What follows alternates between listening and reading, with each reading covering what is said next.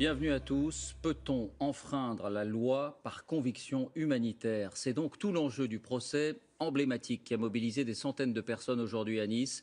Un agriculteur est donc jugé pour avoir aidé des migrants près de la frontière franco-italienne. Le procureur a requis il y a quelques instants 8 mois de prison avec sursis. Anne-Claire Poignard avec notre bureau sur place. Acclamé par la foule, visage serein, Cédric Héroux arrive au palais de justice.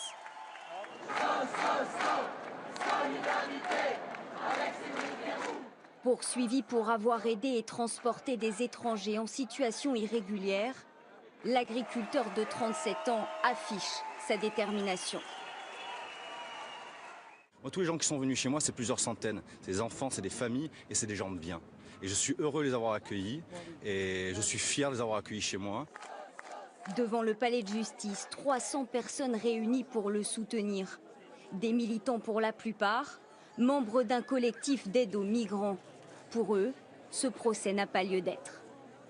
S'occuper de gens qui sont dans la détresse, pour moi, ça n'a jamais été un délit. Ce qu'il a fait, c'est bien et il a eu raison de le faire.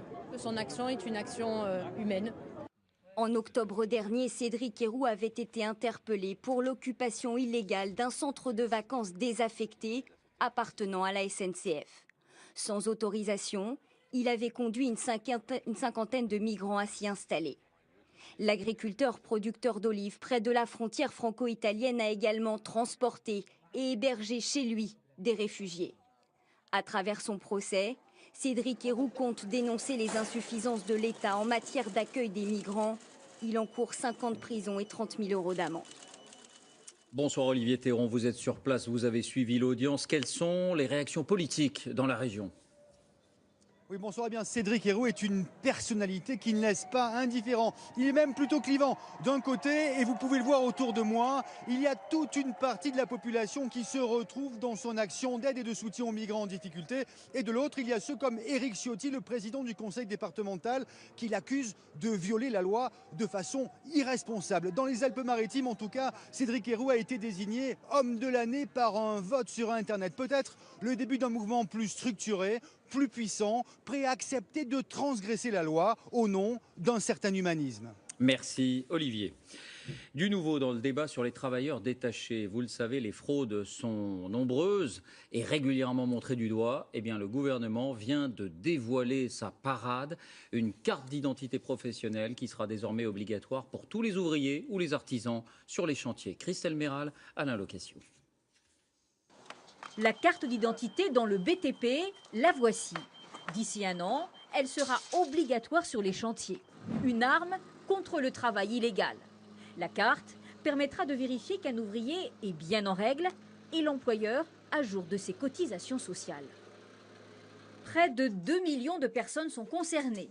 Ouvriers, chefs de chantier et travailleurs détachés. Ces ouvriers d'autres pays européens venus de Pologne ou d'Espagne. Il serait 200 000 en France, dont 100 000 non déclarés. La carte permettra aux inspecteurs du travail de mieux repérer les fraudeurs, un dispositif réclamé depuis longtemps par la profession. De toute évidence, ça va permettre de limiter le travail clandestin, donc c'est une bonne chose pour nos sociétés et c'est une bonne chose pour limiter la concurrence déloyale liée au travail clandestin. Dans cette entreprise près de Paris, on se prépare à commander les cartes. Il me faut un fonds uni, donc essaye de te mettre là. Les 300 ouvriers sont pris en photo. Tout sera transmis avec les identités vers ce site internet pour commander les cartes du BTP. Les entreprises qui emploient des travailleurs détachés seront obligées d'en fournir une à chaque ouvrier venu d'Europe. La carte coûte 10,80 €. Si elle n'est pas présentée, l'amende sera de 2 000 €. Les enseignements d'une étude de l'INSEE sur la population des grandes villes françaises. Leur poids démographique pèse de moins en moins lourd. Certaines voient même leur nombre d'habitants diminuer purement et simplement. C'est le cas par exemple de Paris et beaucoup y voient la conséquence directe de phénomènes de location entre particuliers et notamment via le fameux site Airbnb. Voici pourquoi Margot Manière, Frédéric Bonne. L'une des plus belles villes du monde en train de se vider. En 2009, Paris comptait 2 234 105 habitants. En 2014, 2 220 445. 13 660 personnes de moins en 5 ans. Pour la mairie de Paris, l'un des responsables, les sites de location entre particuliers comme Airbnb. En rouge, les appartements proposés par la plateforme qui envahissent la capitale. Il y en a près de 60 000 aujourd'hui à Paris. Depuis 2009, 20 000 logements auraient été reconvertis en location touristique. Cet homme propose sur Airbnb une dizaine d'appartements. C'est un business, quoi. C'est pas, on n'y habite pas, quoi. C'est uniquement réservé pour la location, quoi, en fait. Ah ouais. Dans le premier arrondissement plébiscité par les touristes, le phénomène explose. Ici, moins 5% d'habitants en 5 ans.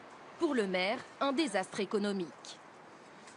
Les occupants qui viennent pour un week-end ne consomment pas dans les commerces locaux, ce ne sont pas des enfants qu'on inscrit dans les écoles. Donc c'est un phénomène négatif et il faut lutter contre la multiplication de ces locations de courte durée.